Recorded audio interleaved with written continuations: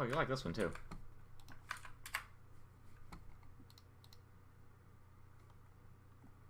$5 if you can guess where that's from.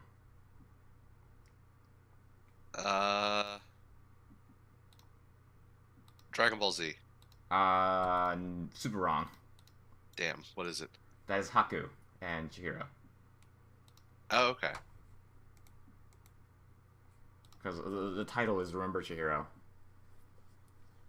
Yeah, if I had not been staring at it and looked at the link instead, it says Remember Chihiro Spirited Away. Oh shit, there it is. Whoops. But I didn't even look at that. I was just looking at the picture, and I'm like, wonder who that is. Looks kind of like Shenron. It does kind of look like Shenron, but you know, not all dragons look the same, Nick. You fucking racist. I mean, he's got the long, like, antenna things. He's got the long, like, Shenron had, you know, weird... Shenron's also green? I mean, okay, yes, but it could have just been, like, a stylized imagining of Shenron. It didn't have to be actually Shenron. Fair enough, because that's a stylized version of Haku. Or whatever his real name is. Because Haku's not his real name. Also, isn't Chihiro not her real name either? I don't remember. I'm pretty sure, yes. Yeah, because she's trying to find her real name. Yeah. Because it turns into Chihiro. I'm pretty sure. Well, whatever. Oh no, her name is Chihiro. I'm sorry. Her real name is Chihiro. Okay. Her real name is Chihiro. Her spirit world name is Sen. Oh, okay. Now I remember. It is Sen. Which I never understood when I watched it when I was a kid, because you see Japanese characters, one of them goes away, and they're like, now your name is Sen. Yeah. And I was like, what? Well, because they don't have they don't have it listed as like this is the, you know, the whatever it's called, Hakana for her name, and then like you see the other 3 letters go away and there's just the one left, and you'd be like, oh, I get it. That's how Sen became her name. They just at some point she just shows up in the spirit world. And they're like, you're Sen now. No, they do have that. The witch steals part of her name. That's the scene. Do they actually have the 3 characters going away though? I'm pretty sure they do. Okay. Well, like, since I was a kid and didn't know like how fucking Japanese worked, it just I thought it was just like the witch took something out of her and then was just like, you're left with Sen, and you were just like, if you were Japanese, you would know what the spelling of her name was and know that Sen is one of the 4 characters that makes up her name. Maybe, like, you can pronounce it in different ways too. It's really weird. Well, yeah, Chihiro, her whole full name is Chihiro Okino, which does not have Sen in any part of it, but it's literally the definition or the pronunciation of one of the characters. Yeah. Well, it's just her name is pronounced differently. When I was a kid, I didn't know what the fuck any of that meant, so I just didn't understand. I was like, shouldn't her name be Hero if you took part of it away? Or Chi. But anyways, Spirit Away, fucking awesome movie. Welcome back, everyone, to another episode of ABC. It is episode 61. We've been doing this for 61 episodes. That's what the but episode not 61 weeks. We've been doing this for a lot more weeks. 70? I think we missed about, like 9 weeks. Somewhere in 70? Yeah, I think we missed about 9 weeks. Yeah. For sure, we missed 2 weeks because we just decided to do a little hiatus because we thought that would work. I don't know if it did. I don't think it did. Who knows? If we were doing something else during that time, then maybe it would have worked, which I think we should have been. But that's on me because we had things to put out, but I just forgot to edit all of them. Yeah. I still have like a backlog of like 9 hours. This is work. Hey. So So continuing with the flow of this episode, though. Yeah. Welcome to the episode. I'm Nick. All right. I'm Brandon. Alex isn't here because he's working. Because you know that's something we have to do sometimes. Yeah. Like, because this definitely is not our day job. Because we make $0 for doing this. Also, technically, I worked for about 3 hours today, or three minutes today. You're fucking sure as shit that I'm gonna put that in my fucking timing sheet. 3 minutes. Boom. Worked for 3 minutes on Sunday. Pay me my money, bitch. I do it. Yeah, right. My coworker did say she might call me back though, because she's not really having issues, but she found something weird going on. But anyways. Okay. So let's start off our discussion with Dororo. All right. Let's do it to it. Yeah, Dororo, then Sarazanmai, then Demon Slayer, and then Fruits Basket. You know, keep the order in that order.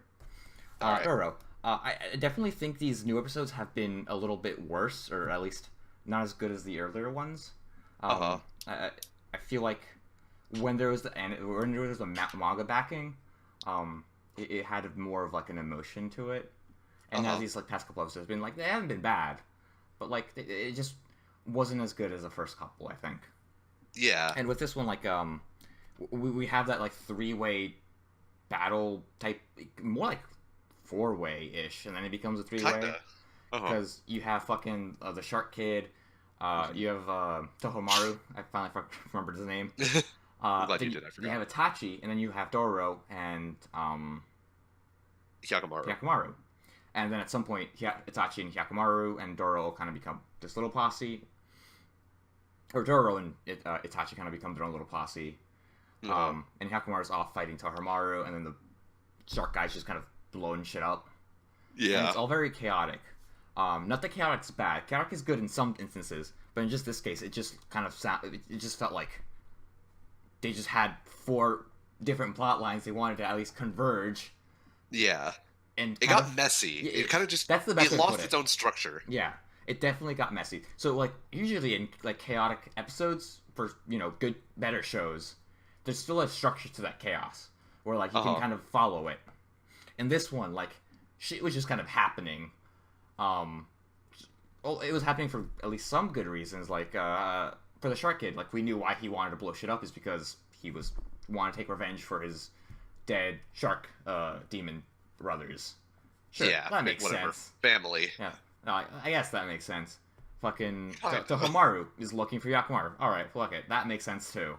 Hyakumaru looking for Dororo. Okay, that makes sense, but he has to fight Tohomaru to get to Dororo, and then Dororo just doesn't want to die, and then Itachi wants the fucking money. Yeah. So like all the motivations are there, but like nothing is like there's not like a central theme that kind of that they're all revolving around. Like if they were all like searching for the money, I feel like that would make a bit more sense. And then to add to that, this episode also like didn't have like it felt like there was supposed to be like this meaning to the episode of like the money and the power and Itachi wanting it, but I don't know what it was. Like money's bad because it makes people go crazy, or not crazy, but like makes them kind of greedy and makes them die for it, I guess. Right? Maybe. That's how I kind of felt like. I was like, what's kind of going on with Itachi? Because like they had this send off of like, I don't want the money anymore. Like I'll just see it and I'll die and I'll be happy. I was like, okay, but like, sure. Hey, okay. It was very underwhelming. Like finding of the money at the end when they fall through the cave thing, and they're like, "This is the money," and Itachi's like, he kind of like for no reason has made peace with himself and is like, I'm just happy looking at it. Like I don't feel regret that I'm dying now, which is a weird take on his character. I feel like at the last minute. Yeah. But like he's also kind of like. Problem, go ahead. Sorry. Part of the problem is, and I'll relate this to an actual American movie, the movie Anchorman, where they have like all of the networks come together to fight each other. Yeah. It's super chaotic, but they're all fighting each other for the same reason. Yeah. And so like it makes sense that they're all fighting each other at like the same time, and it's super chaotic and it's weird, but they're all fighting for the same goal. In this, you've got 4 different sides who all have their own motivation, and so the fact that they're all fighting each other just feels weird. Because like, why does Tohomaru shoot arrows at Itachi? Just because he's there? Because he saw Itachi hunting down Hyakumaru? So like, there's all this huge thing that just doesn't feel like they're connected to each other. It feels very contrived. Yeah, exactly. But the Shark Kid is just there being the fucking mad bomber because his Shark brother is dead. And again, like, I understand why he's upset, but he doesn't add anything to like any sort of understanding of the greater conflict of these 4 sides fighting each other. He's just a crazy kid throwing bombs everywhere. Yep. Like, there is that sense of loss, but I don't really think that loss was the theme of this episode. Because maybe it was about the money, or maybe it was about brotherly rivalry, or maybe it was about, the philosophy of, you have to die so other people can live. Like, there's just a lot going on, and nothing to kind of, kind of weave us through the chaos. And then, like, back to your point about the money being underwhelming, it was actually money, and I was upset that it was actually money. Because, like, there was that whole thing about, like, oh, it's greatest, the greatest power. And, it was the actual money, which, I mean, sure, money being powerful would make sense and is interesting, but, like, there was nothing about any of the conflict up to this point that was about money and the power that it can give you. Right. So, like, I legitimately thought it was going to be a demon thing, because what we've seen is demons give you power. And then it wasn't. It was actually just fucking money. When they first broke into it, for a second, I thought it was, like, rice. No. And I was like, that's kind of an interesting take on it. Like, money isn't the power in this world. It's food. It's food. It's having food is the source of, like, all of the power here. And I was like, that's a sort of interesting take on it. And then no. But I would have liked to see. But no, it's just straight up money. Exactly, just money. So, yeah, that part I was like, not upset, but cause I guess we knew it was gonna be money. I just didn't want it to be. They definitely said it's money a lot, but you just didn't want to believe it was actually gonna be money. Like you wanted to believe they were gonna like subvert your expectations and have it be something else, like a demon or something other than, or some other thing. Subvert your expectations is the phrase of this entire like month. It has been fucking Game of Thrones, and everyone's getting fucking mad at it. Oh, that's not even subvert your expectations. That's just take your expectations and light them on fire. Well, I think that's what like the writers said, like as to like why they wrote it that way, is because they wanted to subvert expectations. That's the same that happened. That's actually the same phrase that happened with the new Star Wars, which people didn't really like. Which I thought was okay. I didn't know that was their like. Yeah, so subvert expectations was like a huge meme. Huh. Learn something new. Yeah. Yeah. Back to Dororo. Another little gripe I had, at least in this episode, was we've seen that Dororo is like very clever. And I was upset at the way that the little Buddha statues were used, where like he just trips over and then they all fall and like hit people. I feel like, at least for Dororo, what should have happened is Itachi slouches and Dororo notices that one of the Buddha statues is kind of like off, like it like is a little off and wobbly, and then he pushes them down because he has the strength to do that, because they're not very like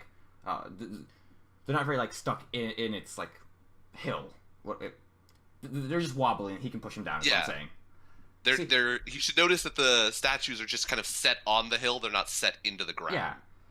That just, I feel like would have given Dororo like more of a another example of her being very clever, instead of just locking into it, which I felt was also kind of contrived and unfortunate. Yeah.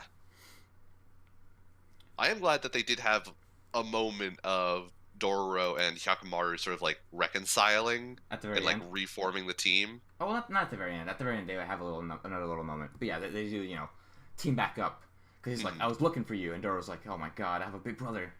Yeah, my brother has returned. After I was being a little shit. Yeah, but really though. But how about the fight scene? At least the fight scenes I thought looked at least pretty good. I really liked the Hyakkimaru Toromaru one. Oh my god, it was basically anything that had Hyakkimaru in it looked pretty cool. Yeah.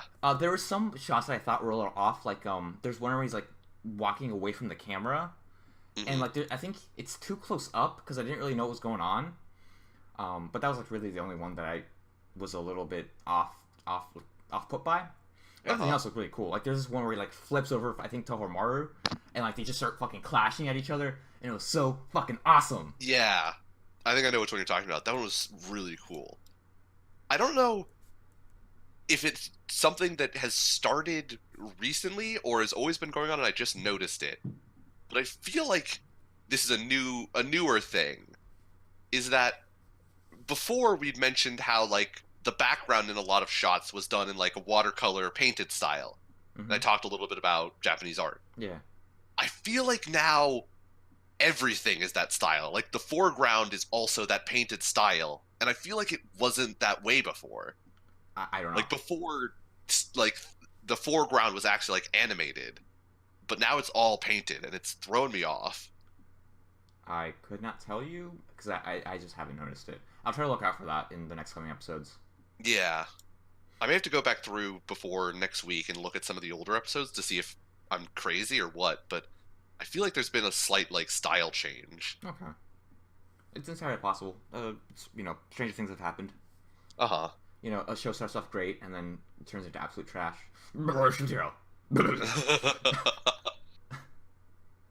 Shout out to whatchamacallit, Darling in the Franxx. At least the first part, or a majority of that show was good. Right up until you got to the part which made all of Reddit explode, yelling about cucks for like 2 days. Oh no, that was like in the first 3 episodes though. It was legendary. In Darling in the Franxx? Yeah, I'm pretty sure it was. No, that was like in the second half. I don't think it was in the second half because I'm pretty sure it was like still in the first part. Because I'm talking about when he goes off in bed, when he gets with the other girl that's not the 02. Girl. I'm pretty sure that was in the first half. They were mad at the second half because just shit gets wonky. Right. Like sure, there was the whole thing about the cucks, but that was still in the good part. I think. Was it? Okay. I think. Keyword, I think. But you're right. They did try to blame A1 about it, about like all the bad shit that happens at the end. Uh-huh. That was the funniest part. It was a legendary tier meltdown. Especially because it had the first half that everybody loved. That show got so hyped up for it to melt down spectacularly. I didn't like how the mechs look, so I didn't watch it. Because I didn't either. Most of the time I watch mech shows because of the way the mechs look. Being fucking honest. That's why I watch a lot of Gundam, just because I really like how they're designed. That's also what I need to watch. I didn't watch it because you can't give me a show in which you're like, it's a serious drama, and then have the girls and the guys like tag team in the mech thing be literal doggy style. Like, I really just can't take that show seriously. Although, that's done for a purpose. But, like, still, it is... I mean, I understand that there is a purpose in the show, but that doesn't mean, like, I can look at that and be like, this makes logical sense, yes. This needs to happen the way it's happening. Alright, well, I don't know. So, yeah. Quick recap of Doro. Itachi dies. Doro and Hyakkimaru are back. Actually, hold on, a moment. After, like, the little landslide happens, Tohomaru just dips out. He's like, alright, let's fucking leave. And then he just leaves. Yeah, basically. And Doro and Hyakkimaru also leave. But, like, Tohomaru doesn't just wait for Hyakkimaru and Doro at the fucking dock. At least I don't think he does. I'm pretty sure no, he doesn't. They just straight up bail. They just go. Yeah. And according to the opening, there are no more demons left. Really? No, because, like, we have the moth demon, and then we had the shark girl. It's the shark guy. Uh-huh. And after that, we don't see any more, like, of those types of antagonists. The other one is Tohomaru. But he doesn't have his eyes yet. What do you mean his eyes? Hyakkimaru doesn't have his eyeballs. He doesn't have his eyeballs, yes, you're right. So he's missing at least one, like, demon that there has are to more die. demons, but, like, as part of the opening, we don't know what the other demons are. They're not teased. Oh, okay. Sorry, yeah, that's a better way to put it. Right. According to the opening, we won't meet any more demons. Although that opening has been growing on me. Because has it? I like the music and I like the visuals. They don't really mix well together, but yeah. I do like them separately. Because the music, like, for whatever reason, just really strongly reminds me of, like, an opening I'd hear, like, from Naruto. I can see that, yeah. Right?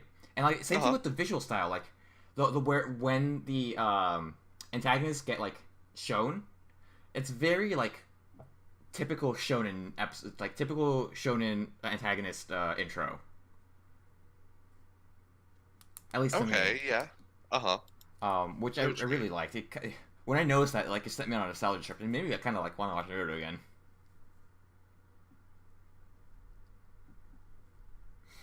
It kind of reminds me of, like, I think it was the second or third Naruto opening. Possibly. Where it was, like, seriously, like, it wasn't... It was, like, really intense rock music.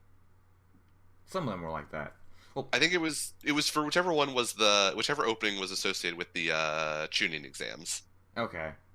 The one I was thinking of was when they have to go get Sasuke back. Okay. And it starts off with like the guitar riff and Sasuke and Naruto looking down on the ground with their backs to each other, and it flips to the other side and shows Sasuke in the foreground and then Naruto in the background. God, chills every time I listen to that. Anyways, yeah, Naruto. Once again, it's okay. Definitely, I don't think it's as strong as the first half. But you know, I'm still enjoying it for the most part. Yeah. So you know, and I mean, if we're gonna get more into an arc, or not an arc, but like a main villain being Tohomaru and Daigo, it might get better. As long as we continue to get like really good fight scenes with them, I'll probably be pretty satisfied with it. Yeah. Which I mean, I guess that's the last part. Like, it has to be Tohomaru now because there's only what, like 5 episodes left. We're on like 18 or 19, I think. Yeah. So yeah, 5 or 6. Who knows? So yeah, Doro. That was Doro. Yeah. And so Sarah. Sarazanmai. We can't do it because Alex is gone. Here. We got 1 week of being able to do the Sarazanmai thing. That would be 2 weeks. I think me and you did it alone on the first time. We did, okay. And we've mentioned how it didn't work because we needed one more person. Oh. So, Sarazanmai. But they skipped it this week. They didn't do the Sarah. They didn't because they subverted our expectations, Nick. Which I kept saying I was hoping they would do it, and then they finally fucking did it. Because this time around, like, now that we like just know them, hopefully I think they're gonna go back to it, which I really don't want them to, but who knows? Yeah, I was gonna say I'm pretty sure they will, but I really don't want them to. Because for this one, like, you know, we have the phone and we see the app being installed on Haruka's phone. So we already have like the start of some of the musical numbers. How would you put it? Like the sequences. Like, we have the start of the police sequence, but you know, we don't need to see it. We've seen it before. And one reason I think this is because Haruka doesn't actually finish with Haruka, because like what he feels is actual love instead of desire, which we get into later in the episode. But that happens because the policeman steals Haruka. It is one of the first things that happens in this episode. Which the entire time that was happening, I was wondering, like, what the fuck's the dad doing? Because like there's just like really weird policeman talking to their kid, and like he's being really fucking creepy. But we find out a couple minutes later that he was passed out because I guess he was knocked out. Yeah. To be fair though, if like a police officer in uniform walked up to your kid, you probably wouldn't immediately jump to like, "This is weird, yo." You'd probably look at him and be like, "It's a police officer. What's the worst he could do?" You mean leaning in real close, being like, "Hey kid, do you love things?" That's when I'm like, I don't think he's a real police officer. If he is, I don't think he should be. Yeah. But I'm brown, so I can't ever say that. You're right. I'll get shot. But yeah, along with that, we also get Kazuki whinging some more about all of his issues, because, you know, once again, he's a fucking really angsty teenager. Yeah. And eating cucumbers. Cucumbers, not pickles. Yeah, cucumbers. Which is how they get Kazuki to go to the beach to begin with, because they tell him that there's a really hype cucumber spot over there. So they head on over there. They see that Haruka is getting stolen. Kazuki looks at Haruka's phone, kind of reads some things. We get into this later, but he reads that he basically reads the text that he had just sent to Sarah, whatever, Sarah, about how like he can't really talk to Sarah anymore because, you know, he wants to spend more time with his brother, which is, you know, just a roundabout way. It's him confronting his brother without, you know, through the character of Sarah. Yes. Which is kind of a cute way to do it. But this gets into something else that I thought is just fucking weird, is that Haruka is way too articulate for, like, a 5-year-old. Like, 5-year-olds don't fucking talk like that. Yeah.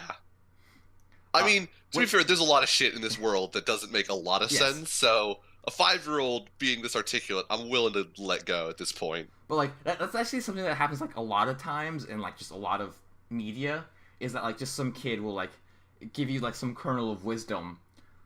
Oh yeah, for some fucking 5-year-olds reason. in anime are way too insightful sometimes. Well, even like just the movies in general too, like that happens like every once in a while. It was done in a funny way in 500 Days of Summer, where the main character's sister like just keeps talking about how his brother's a fucking idiot and doesn't know anything about relationships. The funniest shit ever. And I think one of the lines is, "Do you think I'm a bad person?" And he's like, "Yes, you're a bad fucking person." Wow. God damn, I fucking love that movie. Savagery. Yeah. Yeah, Haruka, way too fucking articulate. But yeah, Haruka gets stolen. The whole thing happens where he gets put in a box, and Kazuki finally is resolved to go save his brother. Mm-hmm. After he gets, pushed around by his friends who keep telling him, "Stop whinging and go fucking save your brother." Yeah. So they have. We also get before we see the brother thing, we get a little bit of like a backstory. A setup for we do get the backstory of the Kappa thing, but specifically we also get a setup for something that happens later in the episode where what's his name? Orange Scarf. Oh, Enta. Enta, the whole thing with the soccer thing. Yes. Yeah, where Enta wants to pass Kazuki the ball, and then he keeps having his Mai-esque daydreams. Yeah. And Kazuki in real life really does not want to get past the soccer ball, and so doesn't react to it at all. Well, not even but that. It sets up... he was calling Enta over because he was going to go to the bathroom. Yeah. I love Enta's daydreams. But yeah. Jesus. The start to this with the fucking sumo, though, that was weird. Oh, right. There's very homoerotic sumo Kappa thing going on at the beginning. I forgot about that. Also, we got the white Kappa, who just in the background had a whole bunch of little bits. The stripping, and then when he turned into a phone, and it was the phone of nightmares. That phone was the best thing ever. That audio, rivals Demon Slayer's, teeth grinding. Oh, yeah, no doubt. How jarring it is. Because it comes out of nowhere. Yeah, it just smash cuts to him screaming at the top of his lungs with the phone ringing above his head. It's so bizarre. I love White Kappa. He's a fucking great character. I love his character, but it's so weird. Also, do we want to talk about the history first? We should talk about the history of the Kappas. The history was cool, yeah. I liked how when they were swimming down into the sewers, in the background you actually see a tapestry of the history while he's talking about it.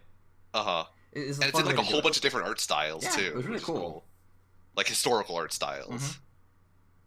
And the backstory is that the Kappas and the Otters are at war with each other. But that's really all I remember. The Kappas and the Otters were at war with each other over the little Shirokadama. Yeah, and I forget how long ago it was, but the most recent thing that happened in the war was the Otters, as represented by what they call the Imperial Army, invaded the Kappas' main town, I guess, and destroyed it. Yes. And so they never really explain why. They're very vague about what the war, why they're at war or why both sides want Shirokadama or what they do with them fully. But I'm starting to get the feeling that White Kappa is actually a villain. Yeah, is that both the Otters and the Kappas are not that great.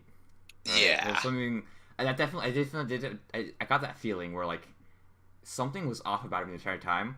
And I thought he was gonna he doesn't betray them in this episode, but I felt that he was something just felt a little weird. Yeah, something just doesn't. I don't know what exactly it was. I can't point to where it came. It doesn't jive with me. Yeah. Right now.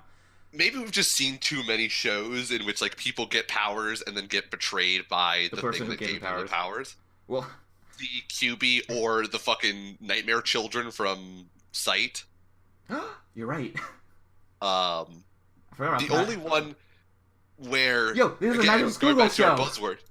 It is a Magical Schoolgirl show. It's absolutely a Magical Schoolgirl show. And I realized this week with the White Kappa thing and how I don't trust him anymore. Yep. The only thing, one of the only shows I can remember where it was a Magical Schoolgirl show in which the thing that gave them the powers was not the villain, despite all of your expectations to the contrary, was Ore, where they look like villains, but are actually good creatures. Which, going back to our buzzword of the month, subverting your expectations. Well, also subverting your expectation was that their mild-mannered manager was the villain, but not really, kind of.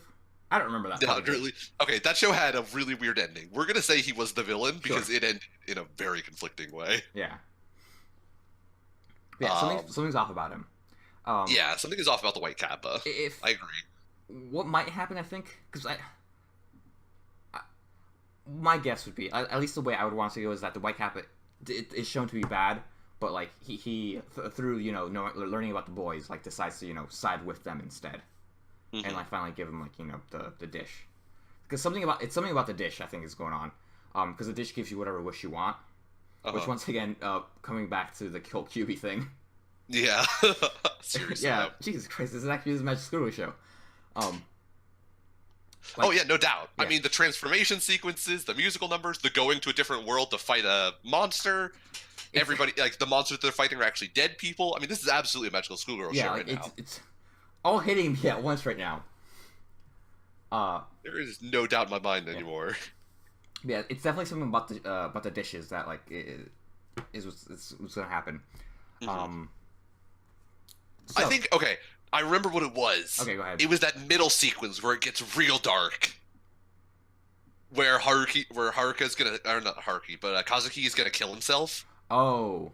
And the Kappa was like, or the White Kappa was like, here's how you do it. Like, go on this thing and I'll revive him with your Shirokadama. That's where I was like, this is sus, dude. This is fucked up.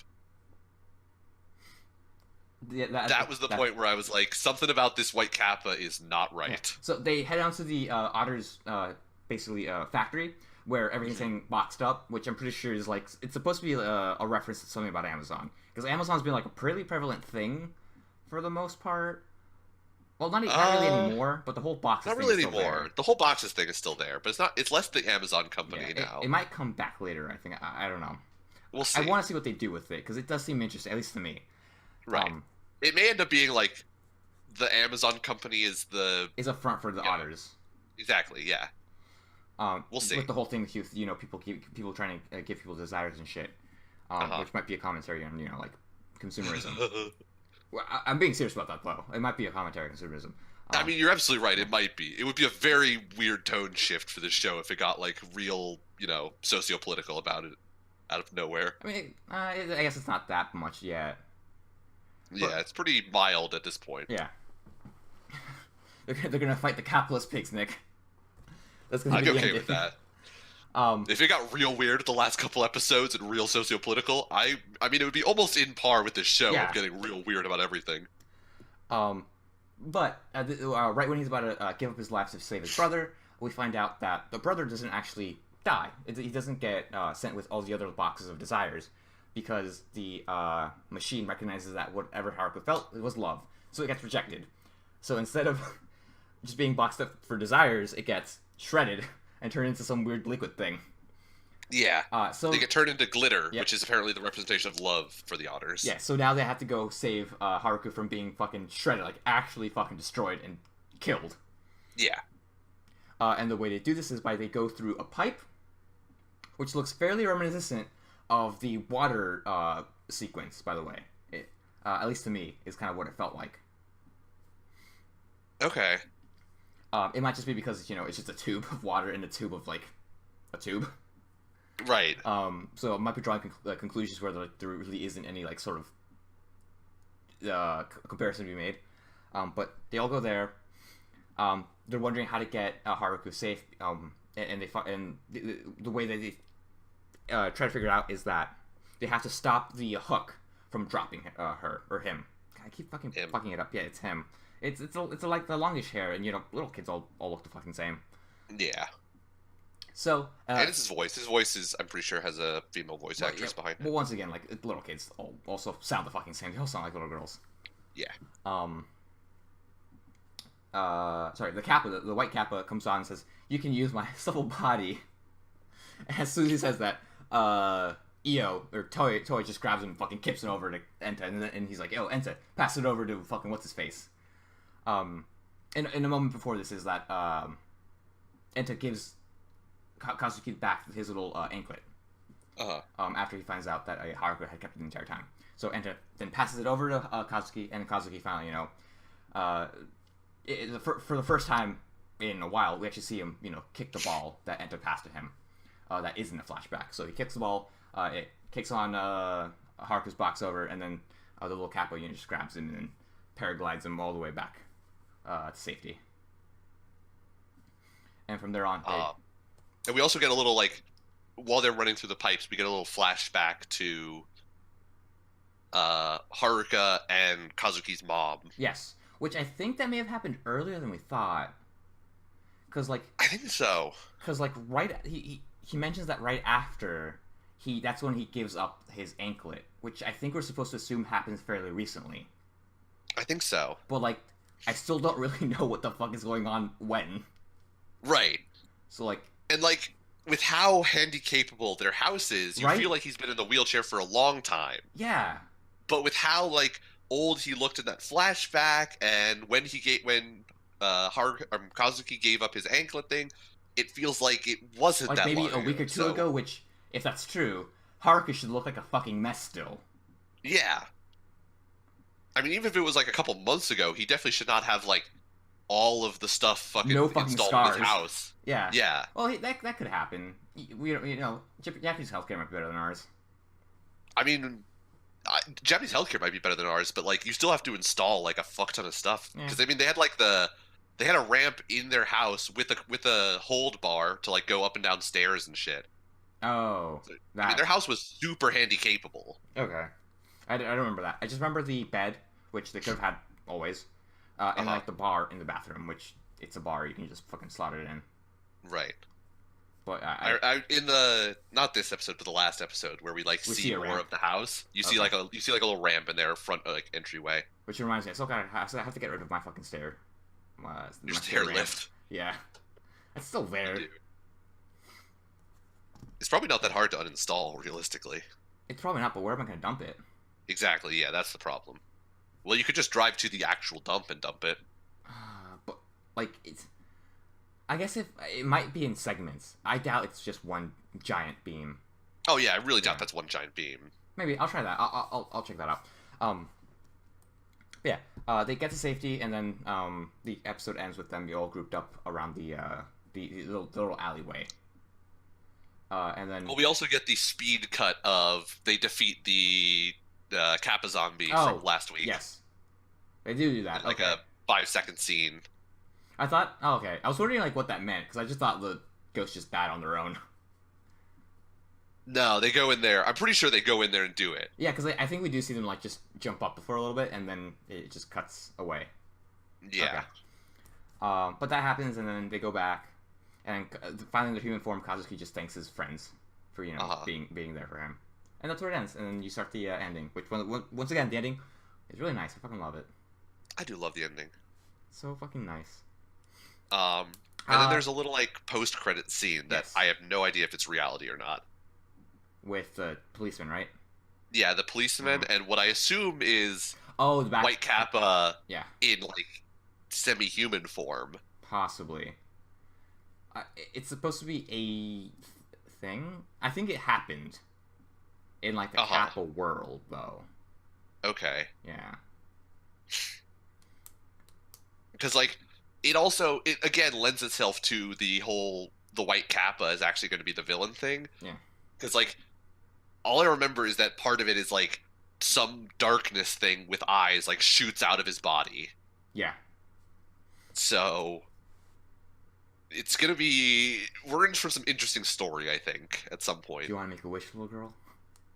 I'll grant you a wish if you become a magical schoolgirl, and then watch your friends die. Over and over and over again. How do you feel about entropy? I wish to become a god. Oh shit! I didn't think you'd wish for that.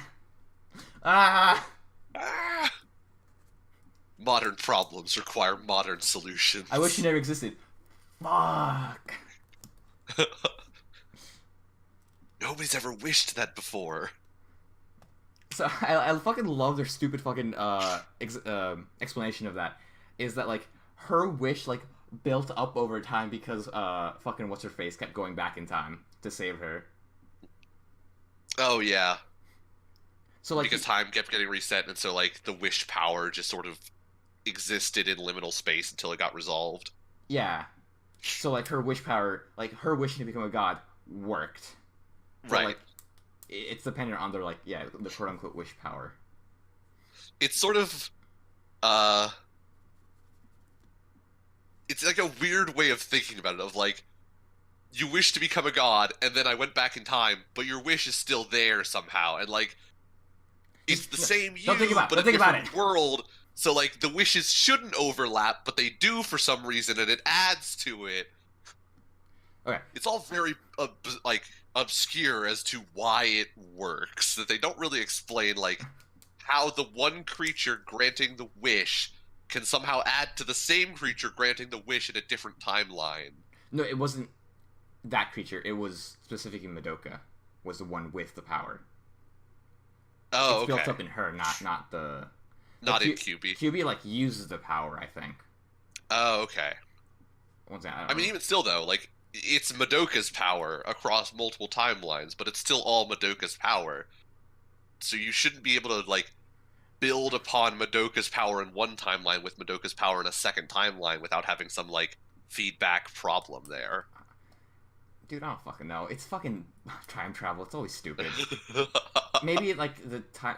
Maybe it's still the same universe. There's like no timelines. Whatever. Anyways, that was Sarazanmai and part Madoka and part Madoka and part Ore and part Sight. But anyways, it's just all the Magical School shows we watched. Yeah. We can't spoil Ore and Sight because that was ABC shows, and so if you're one of our listeners, you should go back and watch those episodes instead. And Madoka's old as fuck, so. Yeah, that's it. So Sarazanmai, I love this episode a lot more. I did too. I really liked it. This was fucking great because we finally got a resolution to Kazuki's like issues, which now like, I guess we might move on to the other two. Maybe, I don't know. Maybe, hopefully. Because like I mean, I liked it because it was like all story stuff. Yeah, and then none of like the sequences. None of the sequences. None of like the weird fights. None of like the setting up what the villain is about or anything like that. Like. The villain in this was just the otters in general. Like, we didn't have, the police thing where they tell you about, like, the Kappa zombie and what his crime was and desire and all of that. Like, it just got right down to it and had, like, a new, novel, interesting, problem for them to overcome. Yeah, there was no real villain, though. By extension, I guess the villain was the otters, but, like, the center conflict didn't involve the otters. It just involved Haruka being in danger. Yeah. Because of the otters, but, whatever. Right. But yeah, there wasn't like a villain like person in this episode that they had to fight. It was more the obscure the complex that was destroying the boxes was the villain, I guess. To push up my glasses here, it was protagonist versus society. I don't know if it was society. I don't know what it would be actually. Corporation. Fuck it, I don't know. Whatever. Human. It can't be human versus human. It was just human versus Amazon. Basically. So then, segue: human versus demons. Demon Slayer. Also, human versus Michael Jackson, except not. All right. So real quick, that fucking intro, awesome. It was everything I hoped it'd be. For Muzan? Yes. They didn't fuck it up. It was like...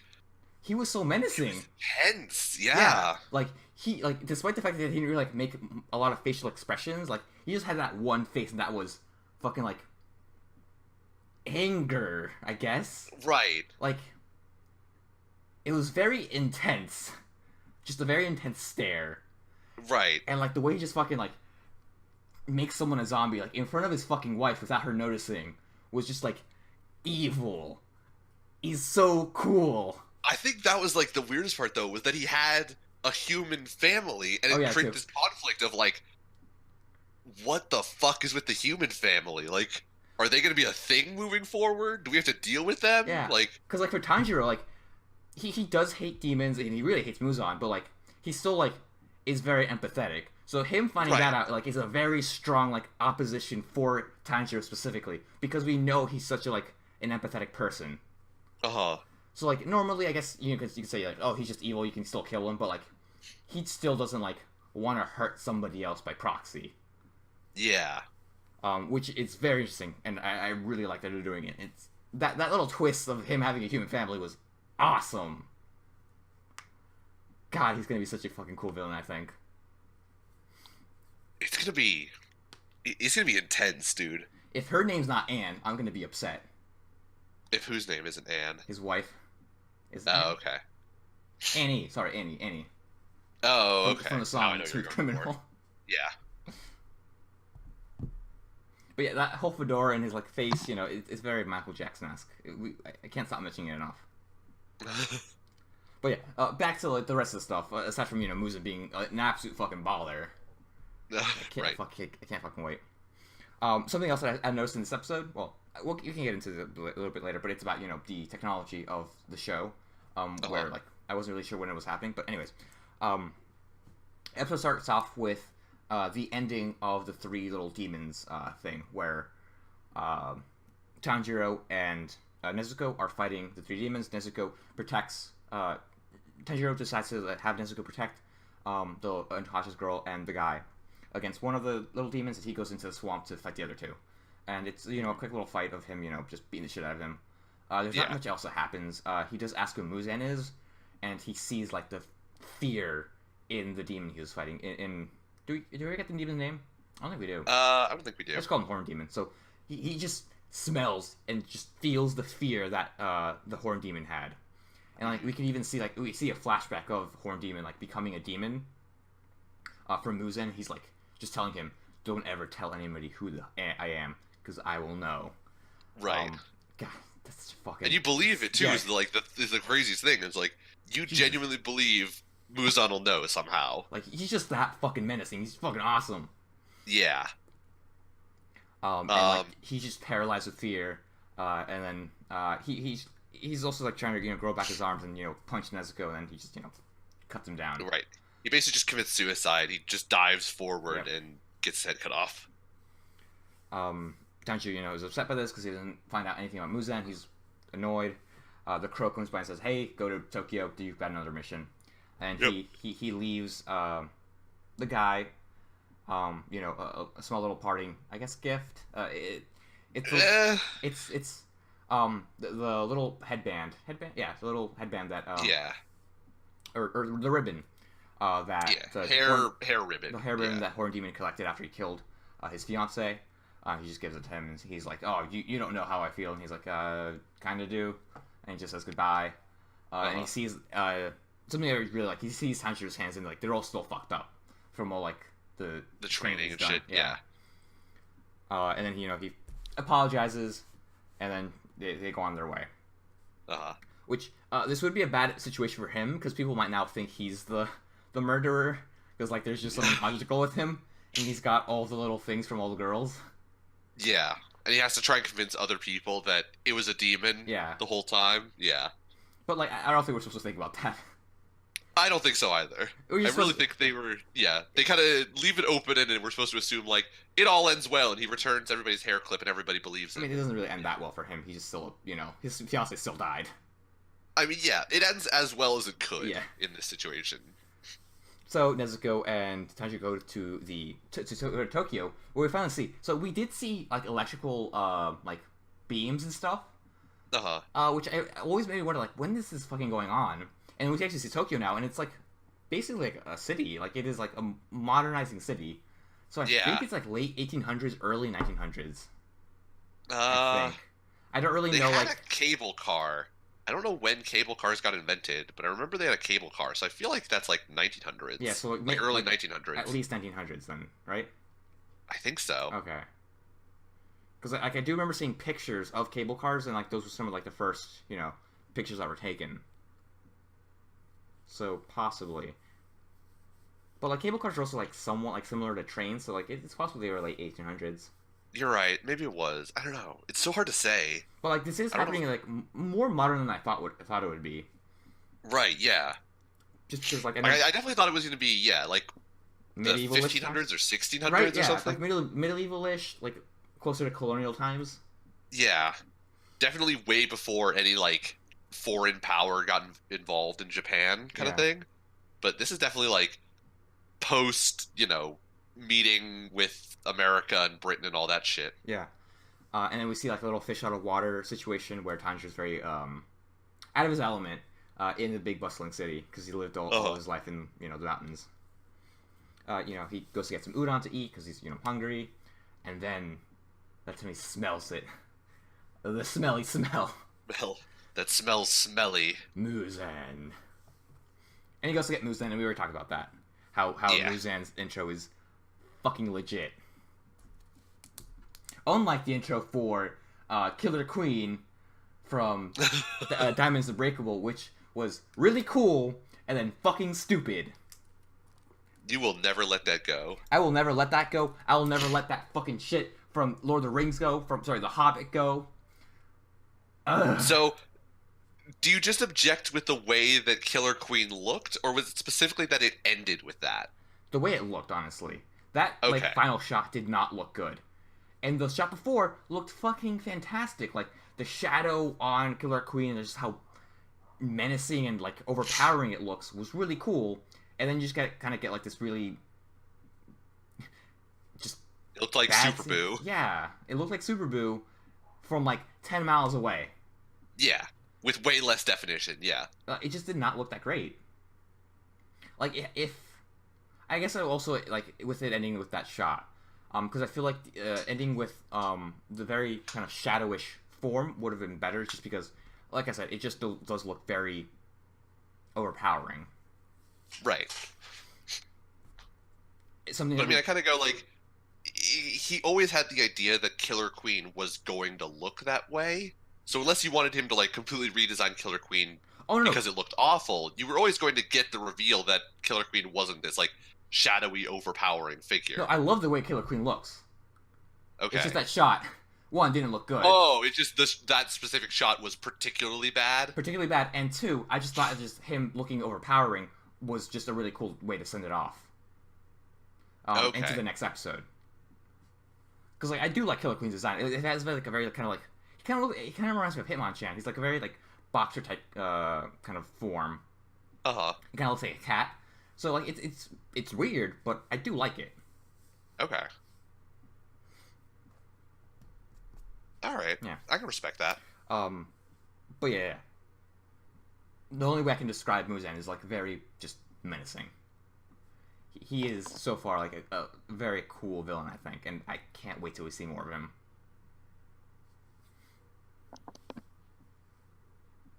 I hope we see more of him, but we're undoubtedly gonna have to fight his underlings for a while before we get a lot more of Muzan, I assume. I think what's gonna happen is he's gonna get beat. Tanjiro's gonna get the shit beat out of him.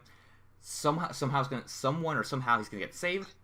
Because we need to like kind of set the power level for Muzan so that we kind of have like that, Muzan and Tanjiro refight. I feel like that's a trope that's you often use in shonen. I don't know if we are gonna get a Muzan you fight. Don't think so? Maybe not fight, but maybe like just a show of like how strong he is. Because my assumption is like this: Tanjiro, as he is right now, is significantly lower than literally every other like person in the Demon Hunter organization. So like, and I'm assuming Muzan is better than everybody else in the Demon Hunter organization as he is now, or else he'd be dead. Yeah. So I'm assuming that Tanjiro is gonna fight like one of the higher level demons and have it be like a really tough fight, but like barely eke out a victory, and that's gonna set the power level of like this was just a strong underling. This wasn't even like an officer level demon, and not even close to Muzan, and that's how high Muzan is established. Like fighting one of like the arrow demon or the little water balloon demon from the opening. Like one of those because I don't think those two are like the shadowy figures in Muzan's like shot with everyone in the background. Oh no, I don't think they are either. Yeah, I think the shadowy figures in Muzan's shot are probably like the officer levels, and I'm assuming that like the water balloon and the arrow demon are going to be like, they're going to be a tough as fuck fight, and they're not even like anywhere close to the second best behind Muzan type demons. Yeah, it reminds me of in Bleach when we get introduced to the guy with like the snake sword thing with like that like turns into chain. Yep. Renji. Yep. Yeah. That might be it. It does Bleach does a very good job of like at every level introducing you to like this is the next power level, and there are people even more powerful than that. Mm-hmm. Like when they first get involved with the Arrancar, the first one you meet is Grimjow, who is not even the most powerful of the Arrancar, and it actually says in the show that like I think he was like 5, and it like every step up is like orders of magnitude more powerful.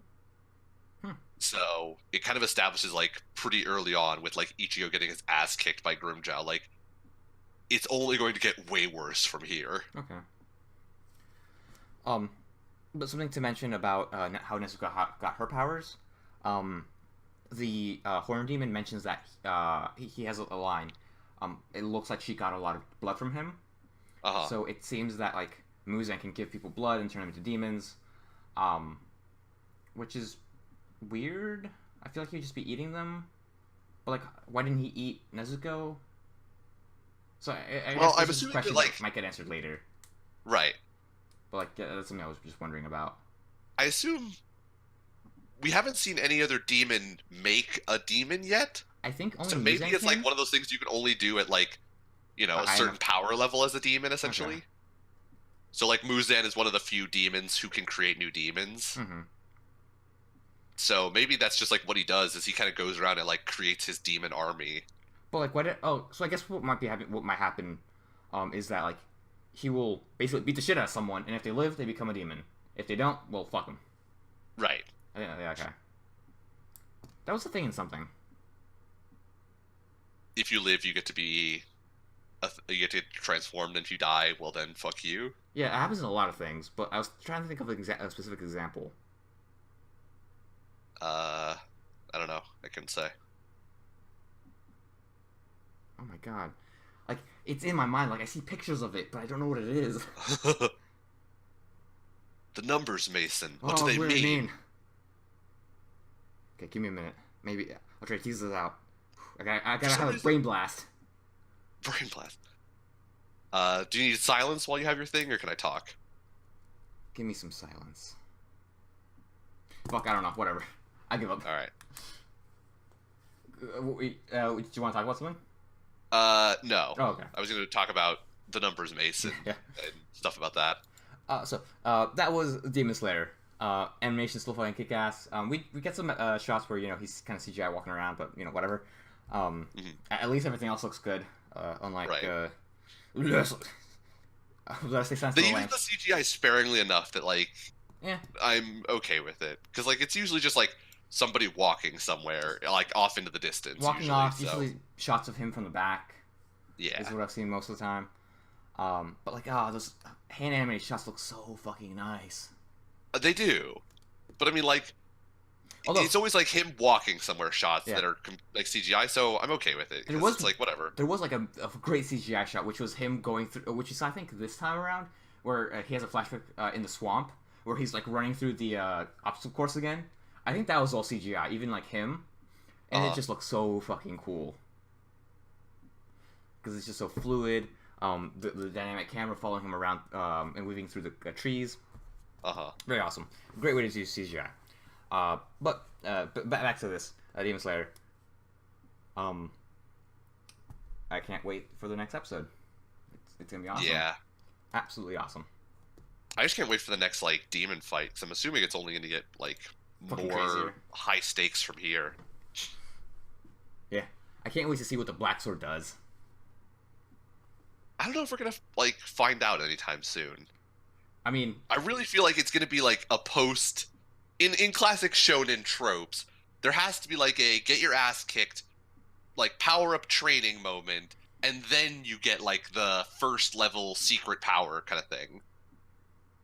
okay. So, like, I don't think we're going to get it for a while. That's fine, but I still want to know what it does, because it looks cool. Oh, yeah, I think it's same. really cool.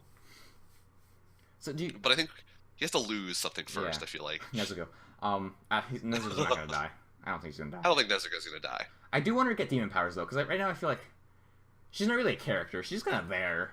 It's very weird how they're treating her, like, meta-wise, like, as a character. Well, she can only come out at night, Yeah. and she sleeps most of the time, other than that. So, like, She hasn't had a lot of call to be a character yet. Which kind of sucks. Because I kind of want her to, like, to have her interact in fun ways with the main character right now. Because right now she just holds his hands and walk around. I mean, and also in the last... Well, she also can't talk. Yeah. She can communicate, of the last 7 episodes, she can barely communicate. But she can still communicate. Of the past 7 episodes, basically 5 of them have been gone, yeah. She's been asleep. Tanjiro by himself. Yeah. I guess to pad that out, we're gonna meet the Electric Kid and Boar Kid for other ones. Right. And maybe she'll, start communicating more and more as she becomes more acclimated to, being a demon. Maybe. Who knows? I do want her to get some demon powers, though. Like, legit, like demon powers of the way that we had Shadow Thing, and we'll get water balloons and arrows. Possibly, yeah. Because, like, Horde even said, like, she's strong, so, like, she could be fucking cool. You know what it's gonna be? She's gonna use Sakura leaves. Sakura petals. Yeah, and she's gonna be infinitely better than fucking Sakura, who did nothing. Oh, she's gonna be going back to Bleach. She's gonna be fucking Byakuya. Wait, was she the girl with the little fairies? No, Byakuya was the captain. He was a guy and was the captain of. He was Rukia's brother. Oh, Sakura guy. Yes. Yeah, his sword turned into Sakura petals, but they were actually, and I quote from, or as I will reference from the show's logic, they were shards of his sword moving so fast they looked like Sakura petals. Ah, all right. Yep, that was the logic. I guess my main thing is I don't want Nezuko to become another Sakura, where we get like teased with this cool character, or like a premise for a character, and then like she's just there. I mean, she's already on the path to being Sakura by having super strength, so we'll see. Oh my god, right? She's super strength, she wears pink. Yep. Alright. Yeah, that was Demon Slayer this episode. It still continues to be awesome. It still continues to be visually impressive. My eyes love it. Muzan is just as amazing as we hoped. He's obviously not as Michael Jackson as we hoped, but that was kind of to be expected. He's gonna have a power called Smooth Criminal. He's not gonna have a power called Smooth Criminal because nobody has powers named anything except for the Tanjiro right now. All of the demon powers have been unnamed, so he will not have a power named anything. Let me believe, Nick. I have to put some reality on your expectations. Whatever. We have to remind you that they're setting a dangerous. You're asking for a dangerous precedent with a demon power to be named. Yeah. Well, let's move on to Fruits. But he was a smooth criminal when he cut that dude's neck. Right. Let's move on to Fruits Basket. In this episode, it's a really Hattori-centered episode where we kind of learn more about Hattori. With what's her face in the background? Why didn't I remember her name? Toru. I don't remember her name for some reason. It was Toru kind of going through the things. Yep. For basically Hattori's backstory being that he fell in love with the girl. The girl found out that he can turn into a sea dragon. Yep. She isn't off put by it because she's also kind of like a somewhat clan thing. Are they related? Whatever. I won't take about that yet. Not exactly. Yeah. I'm assuming it's one of those we're related by 12 generations or something. Possibly, yeah. That would make sense. Akihiko's like, nah, you can't fucking marry her. She's an outsider. She can't fix things, I guess. I think was what he said. And then he, in his sickly form, pushes Hattori into a mirror. He gets cut on his eye. He becomes blind in that eye. And this sends his girlfriend into a big spiral of depression, and he decides to erase her memories. And he's very saddened by this, and he only wishes that she finds love and happiness, and that kind of gives him a very cold heart, or a colder heart than he had before. Through a line that we hear more often is that him being likened to snow. Quite often in this episode, it even snows in this episode. His girlfriend, one of the reasons he likes his girlfriend is because she has a saying where spring comes after Snow starts to melt, which gets referenced later on the episode. Later on, but anyways, Hattori. Sucks for him. He had a shitty love life, and now he's a cold bitch. And he's accepted that he's a cold bitch. But he's not a bad person. And he legitimately wants Tori to be happy. I think he legitimately wants everybody to be happy. Yes. Well, specifically in this episode, we're supposed to find out because we think Tori's in danger. Because we were told stay away from Hattori. And this one, we see that Hattori, is kind of an okay dude. Just very stern in the face. Yes. And everything else. Well, we also get the first inklings of the Soma family is cursed in some way. Cursed, and aside from them turning into animals, cursed, and also kind of being abusive. Most of the Soma family isn't abusive. I mean, Akihiko's kind of a douche from what we've seen so far. One of them is abusive towards the rest of them, presumably. Well, he is the head at least, so this is that. Yes. So a part of the Soma family is abusive. Yes. Mostly Akihiko, that we know so far. But more of the curse has been centered on they can't live. They can't be happy, or they can't Yeah, exactly. Their happiness gets taken away from them in some way. So they all are living in this or before they meet Toru, they're all living in this opinion of our happiness will just get taken away from us, so why bother trying? Exactly. Well, that's how Hattori feels. We know for sure. That was how what's his name felt too. Yuki. Yuki? Okay. Yuki didn't want to make friends or do anything at school because he just felt like if anybody actually learned about him, their memories would get erased and he'd have to leave. Okay. That was his whole conflict, was he wanted to make friends and play cards, but he couldn't bring himself to do it. And how Kyo Kyo was more open about everything. Yeah. He's more of a magnet for people. Right. And he feels like he'll never be accepted by his family because he's technically one of the outsiders, even though he still has the Zodiac curse. Yeah. We also get what's her face, Bunny Kid not being kind of a complete spaz. This episode, which I enjoyed. Him not being a spaz, I'm completely okay with. It's whenever he is a spaz is where I just hate him. Okay. Do not like spazzy characters. We also find out that there is a New Year's celebration the Soma family is going to do that's coming up soon that they're preparing for. We're totally not going to get into that. No, definitely not. That's not going to be a big deal at all. That's why they brought it up. So that's going to be happening at some point. It's almost Christmas, I think. Or it's presumably. Because there's the whole thing with New Year's, so presumably it's going to be Christmas soon. Right. So they're going to do the whole thing with the Zodiac. So we've had that set up. But aside from that, that's really all it, I think. We have a lot of Hattori's backstory and I did kind of nutshell it, but we do a deep dive into how he felt. There's a lot of exploration of how he felt about that girl, and how she was a ray of sunshine. She was spring to him, is how he put it. And after the relationship ended, he is resolute to just be essentially be stuck in winter to not love again. This episode to me is really setting up the beginnings of the other part of the curse. Basically, is what it's doing. The other part being it establishing how how it manifests. Yeah, exactly. And seeing how Hattori felt about the girl before and how he kept her at a distance, and then they loved each other, and then how Akito was involved in taking it all away, and how Hattori didn't blame him despite the fact that Akito did the pushing. Yeah. All of that kind of ties into this curse. I guess that hasn't been explained fully yet. I guess my guess would be the reason they don't blame him is because he feels like it would happen anyway. Something like that would have happened anyways. Mm-hmm.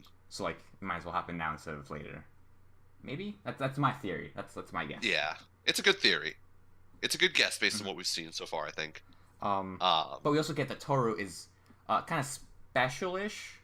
Because Hattori asked her the question that his girlfriend had asked him earlier, is, what comes after the snow melts, and she answers spring. And he's like, damn, this is a good girl for my nephews. This girl right here, she woke. Yep. And that's when we find out that he actually is very, very, he does want happiness and doesn't want to take, he doesn't want to take it away. Yeah. And I forget if it got mentioned before, but we also now, it got brought up again at the very least, that Akito knows that Toru knows about the Soma family and is letting her stay around and have her memories for some unknown reason. Yes. Akihiko? Yeah, Akiko is doing something. Mm-hmm. But to that extent, also, what's his face? Dog Guy. Because I always feel like there's something up with Dog Guy. Yeah, the author. Yeah, he's got that sly smile to him. I'm like, something's going on with you. He's definitely playing his own game, it feels like. Especially because he lives away from the Soma family. Yeah. So, you definitely feel like he has some plan. I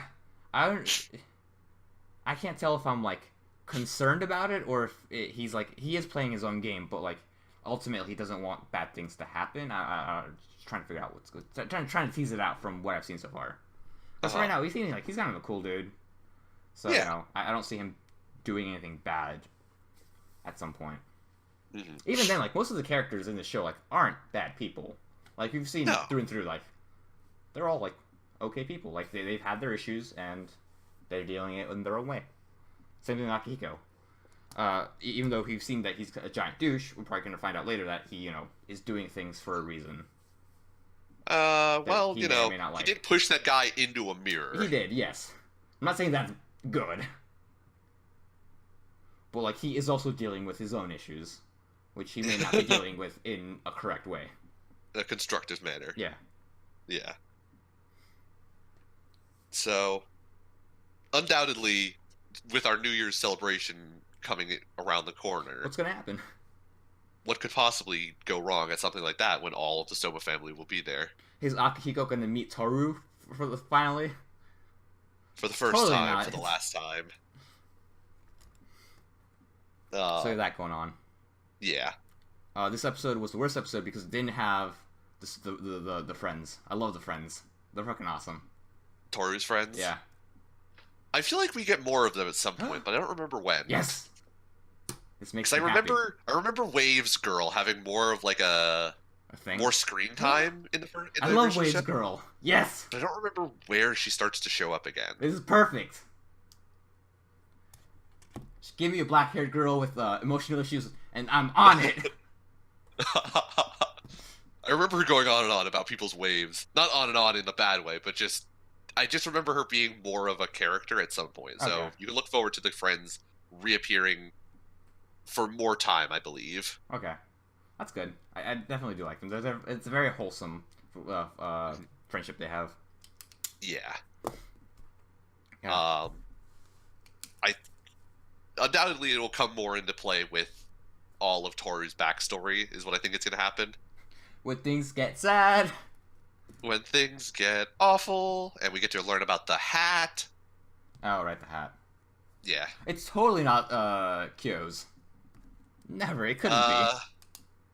Haha, you thought, didn't you? Thought what? That it was Kyo's. I still think it's Kyo's. Well, you'll find out whether or not you're correct. Oh my god, am I wrong? If I'm wrong, I'll be so happy. You'll find out. I want to be wrong. I don't want to be right. It's just too obvious. I want them to subvert my expectations, Nick. I'll say this. You're only about half right. Is it Kyo and Yuki in the same body? That way, I can be half, right and wrong. I don't know. Believe it or not, this is not Dragon Ball Z, so no, they're not in the same body. They don't have the fusion earring all of a sudden. Take. Here's a hot take. Kyo gave her the hat, but it's Yuki's hat. Boom. Mission accomplished. I'm completely right now. That would be a way to establish it's half Kyo's hat, yes, but I won't say whether or not you're right about that. You'll get to find out. Read the book to find out. Remember those Scholastic ads? I do remember those, yeah. Was it Reading Rainbow? I think it was Reading Rainbow. Whatever. I don't think I was Reading Rainbow. Reading Rainbow did more of, like, actually reading the book to you. Oh. Alright. Well, that was Fruits Basket. It continues to be a wholesome, great show about loving yourself unconditionally. And also people that turn into animals are cursed. Don't ever, like, interact with them. Even if they want to interact with you, just don't do it. Don't be a good person. It also establishes that emotions... It's really hard to have an emotional epiphany alone, apparently, in this show. You need to have somebody else show up and explain your emotions to you. Yes, but particularly a a high school girl who has lost her mother and her father and has a family that hates her. Yeah. And a real creepy cousin. Oh my god, that fucking cousin. Do we meet him again? I don't remember, but I hope to God not. Yeah, that's what I'm hoping too. I had to go back because I wanted to see if it was as creepy in the original show, and I blocked it out. It was just as creepy in the original show. Okay, then. They did not, make it extra creepy for the new adaptation. He was just as weird back then. Alright, then. Don't trust guys with glasses and that weird full haircut. Never Seriously. turns that good. We already brought up Sight, but again, Sight, the re-returning of the guy with glasses and a bowl cut being a weird creep. So, that was episode 61. Today, I would like to sell out to, I got a burp. Oh my god, I had a fucking thing and I forgot about it again.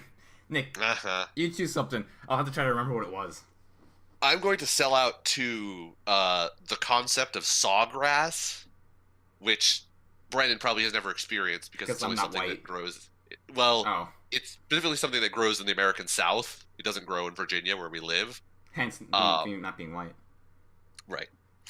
Yes, that's exactly why you don't live in the American South, Brandon, because you're not white. I mean, technically, I live in the South. We both live in the South. Technically. We're below the Dixie line. Yeah, it's true. We are below the Mason-Dixon line. It is a, grass... It's not a fern. Wait, it's not the concept. You just sawgrass you're selling out to. Yes. The plant, sawgrass, yeah.